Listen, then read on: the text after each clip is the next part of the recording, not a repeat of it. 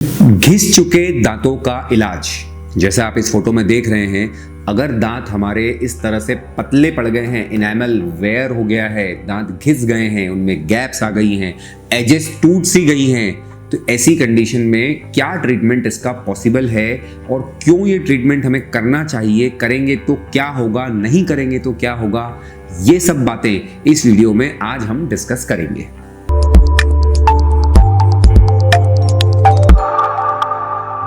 नमस्कार श्रोतागण, मैं हूं डॉक्टर अंकित इंदौर से।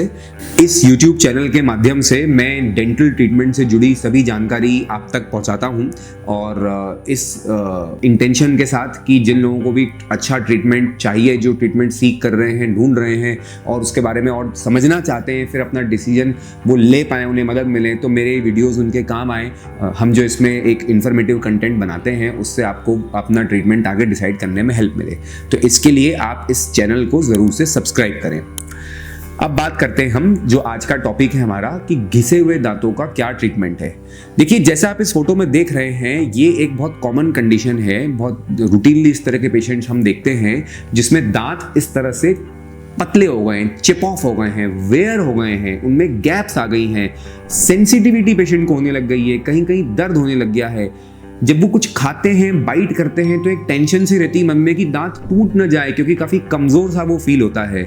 तो कई लोग बोलते हैं कि डॉक्टर साहब, ये दांत तो किसी काम के नहीं बचे हैं, इन्हें हटा दीजिए, हमें तो नए बढ़िया दांत बना करके दे दीजिए, इनका कोई काम नहीं है, निकाल दें।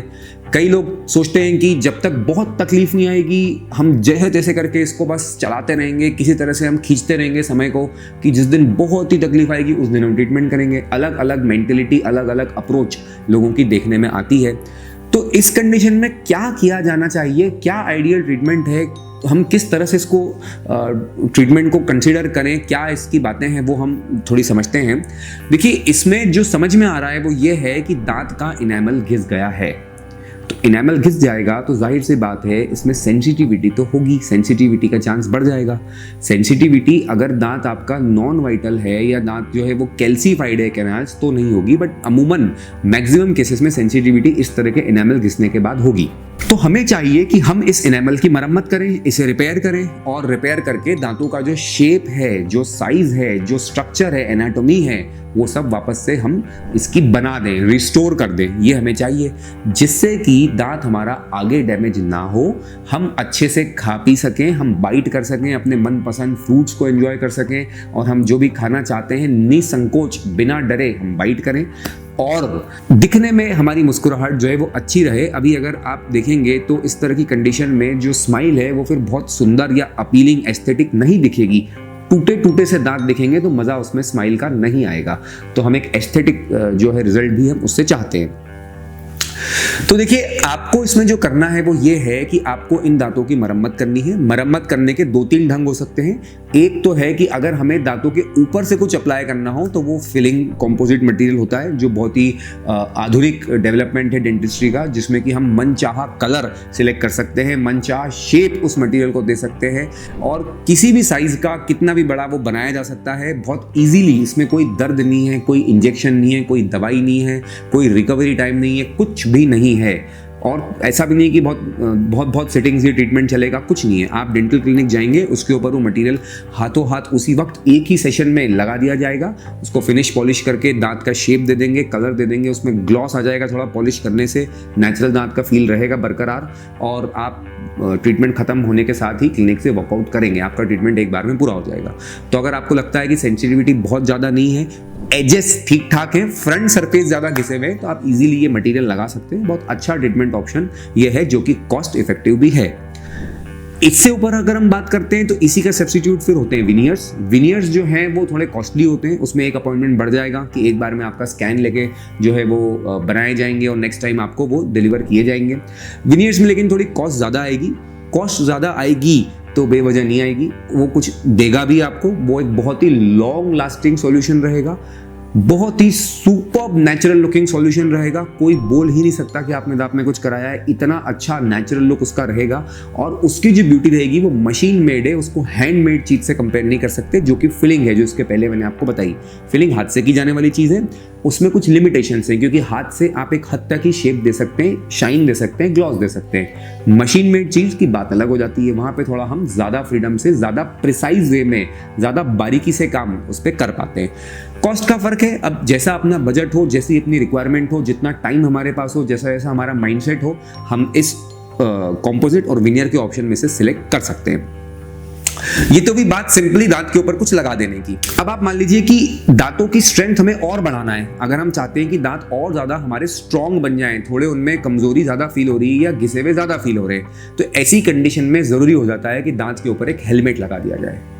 हेलमेट का मकसद क्या होता है कि जब भी किसी का कहीं सर टकराए तो हेलमेट वो लोड ले ले और अंदर उस व्यक्ति का सर सुरक्षित रहे, ये हेलमेट का मकसद होता है। तो दांत के ऊपर भी ऐसे ही एक हेलमेट की दरकार बन जाती है अगर दांत ज़्यादा कमज़ोर है या ज़्यादा घिस गया है, या ऐसा लग रहा है कि अगर इस दांत को हमें लंबे समय बचाना है तो इसको प्रोटेक्शन तो देना पड़ेगा। वो हेलमेट होता है डेंटल क्राउन, या आसान भाषा में कहें तो डेंटल कैप। कैप जो रहती है वो दांत को ऊपर से कवर कर लेती है, कैप चारों साइड से दांतों को ढक लेती है। अब जो भी आप खाएंगे पिएंगे वो लोड कैप ले लेगी, दांत अंदर आपका सुरक्षित रहेगा। तो इस चीज को हम कंसीडर करेंगे अगर हमें एडिशनल स्ट्रेंथ की वहां पर जरूरत है। कैप्स देने के बाद में दांतों की लाइफ बढ़ जाती है, काफी लाइफ बढ़ जाती है अगर इस तरह की कंडीशन में हम क्राउन्स दे दें। लंबे समय दांत चल जाएंगे हमारे जो अदरवाइज घिसते चले जा रहे हैं। कैप करने के लिए ये भी करना पड़ सकता है कि वहां पर हमें रूट कैनालिंग की जरूरत पड़े, क्योंकि जब हम इन दांतों को शेप देंगे तो सेंसिटिविटी का इश्यू अगर है तो वो और बढ़ सकता है। सेंसिटिविटी न आए और दांतों में फ्यूचर में इंफेक्शन लगने का भी स्कोप कम हो जाए, उसके लिए वहां पर रूट कैनालिंग की सहायता हमें लेनी पड़ती है। रूट कैनालिंग करके वहां पर अगर क्राउन दे दिए जाएं तो आपको उसमें फ्यूचर में कोई प्रॉब्लम नहीं आएगी, अगर बहुत अच्छे से काम किया गया है। सालों साल आपका वो ट्रीटमेंट लास्ट करेगा, सस्टेन करेगा और आपका साथ देगा। जो दांत बहुत ज्यादा हिल रहे हैं, बेहतर है फिर उन्हें हटा दिया जाए। अगर दांत घिस गए हैं और थोड़ी बहुत मोबिलिटी उनमें है, हल्का फुल्का वो हिल रहे हैं, तो आपको क्राउन ही करने हैं दोस्तों, कैप ही करनी है, क्योंकि वो करने से दांतों का जो हिलना है उसमें ही मदद मिलेगी। दांत आपस में स्प्लिंट हो जाएंगे तो जो लोड लेंगे वो सारे दांत मिल करके लेंगे चबाने का, तो किसी एक दांत पे पर्टिकुलर लोड नहीं जाएगा और आपके दांत जो हैं वो लंबे समय टिके रहेंगे, उनकी मोबिलिटी कम होगी स्प्लिंट कर देने से। तो हमें वहां पर दांत हिलना जो अगर हमें महसूस हो रहा है कुछ हद तक, तो कैप क्राउन ज्यादा अच्छा ऑप्शन है। बहुत हिल रहा है कोई दांत तो फिर उससे निकालना पड़ेगा, उसका फिर हम ज्यादा कुछ कर नहीं सकते हैं। ये फैसला आप इस वीडियो को देख करके नहीं कर सकते हैं, ये आपके डॉक्टर से आप मिलेंगे तभी समझ में आएगा कि कोई दांत ऐसा है क्या कि जिसको बिल्कुल निकालना पड़ रहा है किसी कारण से। तो वो एक क्लिनिकल जजमेंट है, ये सिर्फ एक आइडिया देने के लिए मैं वीडियो आप लोगों के लिए बना रहा हूं। तो ये बात भी दांतों के स्ट्रक्चर को रेस्टोर करने की, एनाटॉमी को रेस्टोर करने की, उनका फॉर्म, उनका जो शेप साइज है दोबारा से बना देने की, कॉम्पोजिट फिलिंग, विनियर्स या क्राउन्स। अब सेंसिटिविटी के लिए बात करें तो सेंसिटिविटी अगर कम है तो फ्रेंड्स फिर वहाँ पर सिर्फ जो आपका सेंसिटिविटी के पेस्ट आते हैं उनके सही तरीके से इस्तेमाल करने से ही बहुत फ़र्क पड़ जाएगा। मैंने मेरे दूसरे वीडियोस में समझाया हुआ है कि सेंसिटिविटी के टूथपेस्ट का सही इस्तेमाल कैसे किया जाता है, आप उसे देखें तो आप सीख जाएंगे कि कैसे उस पेस्ट को अप्लाई करना है। तो वो सेंसिटिविटी के पेस्ट से काफ़ी फ़र्क पड़ जाएगा। अगर कम है सेंसिटिविटी, थोड़ी ज़्यादा है तो फिर जहाँ पे एक्सपोज पार्ट है या हमें ज़्यादा वेयर लग रहा है वहाँ पर फिलिंग करके हम उसको ढक सकते हैं एरिया को, और सेंसिटिविटी उससे कम हो जाएगी।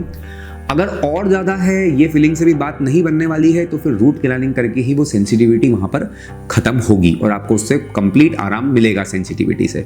अगर किसी दांत में डीके भी है, कीड़ा भी है, सड़न भी है, तो फिर उस सड़े हुए पार्ट को जो है दांत के वो हटाना पड़ेगा, वहाँ पर फिलिंग करनी पड़ेगी। और अगर वो जो डीकेड पार्ट है वो डीप है तो फिर वहाँ रूट कैनालिंग करके ही उस दांत को आगे ट्रीट किया जाएगा। तो दांतों की सड़न के बारे में, सेंसिटिविटी के बारे में और उनके साइज, शेप को, स्ट्रक्चर को दोबारा बनाने के बारे में हमने इस वीडियो में समझा।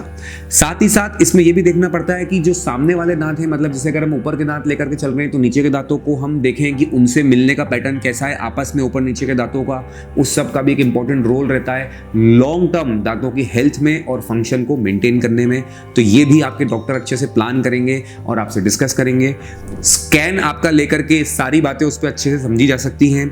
जो डिजिटल टेक्नोलॉजी हमारे पास मौजूद है सोसाइटी में, उसका सहारा हमें लेना चाहिए, जिससे कि हम अच्छे से एक एक चीज़ को एड्रेस करें और प्लान आउट करें। तो हमारा जो रिक्वायरमेंट है और जो हमारा बजट है वो बिल्कुल हमारा क्लियर हो, हमें ट्रीटमेंट स्टार्ट करने के पहले ही क्या होना है वो बहुत अच्छे से पता हो। अब बात करते हैं कि अगर हम इसका कोई ट्रीटमेंट नहीं करेंगे तो क्या होगा। देखिए, अगर ये दांत आपके घिस रहे हैं और अगर आप इसका कोई ट्रीटमेंट नहीं करेंगे तो ये और घिसते चले जाएंगे। जब ये और घिसते जाएंगे तो दर्द आने की संभावना बढ़ जाएगी, क्योंकि जो इनेमल अभी थोड़ा बहुत बचा है वो भी जब जाता जाएगा तो जो हमारी दांत की नस है वो बाहरी एनवायरनमेंट को ज़्यादा से ज़्यादा एक्सपोज होती चली जाएगी, तो वहाँ पर दर्द बढ़ने की संभावना रहेगी, सेंसिटिविटी बढ़ने की संभावना रहेगी और दांतों का मीटिंग पैटर्न भी डिस्टर्ब होगा। आप जिस तरह से चबा रहे हैं वो भी तो चेंज होता जाएगा ना, जब दांत घिसते चले जाएंगे तो वो भी हमारे लिए हानिकारक साबित हो सकता है।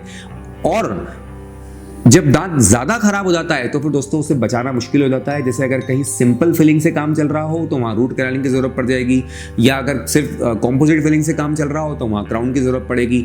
अगर रूट कैनालिंग से काम चल रहा हो तो दांत निकालने की ज़रूरत पड़ जाएगी। तो कहीं ना कहीं हम एक कॉम्प्लेक्स ट्रीटमेंट की तरफ आगे बढ़ जाएंगे। हम जितना जल्दी उसको एड्रेस करेंगे उतना आसानी से कम समय, एनर्जी, पैसा खर्च करके हम एक रिजल्ट पा सकेंगे। और अगर हम लेट करते चले जाएंगे तो हमारा जो इनपुट है वो उस पर बढ़ता जाएगा। तो हमें चाहिए कि हम जल्दी इस चीज़ को ट्रीट करें और हमारा लुक और हमारा फंक्शन चबाने का दोनों ही हम बचाए रख सकें नेचुरल दांतों के साथ। तो मैं उम्मीद करता हूं कि आपको समझ में आया कि घिस चुके दांतों का क्या इलाज है, कैसे हम इस पे अप्रोच करें आगे। तो इससे जुड़ी और भी कोई बात अगर आप हमसे पूछना चाहते हैं तो नीचे दिए गए नंबर्स पे आप संपर्क करके बात कर सकते हैं। मैं सभी को एक बहुत अच्छी मुस्कुराहट और एक बहुत अच्छी हेल्थ विश करता हूं। धन्यवाद। नमस्ते।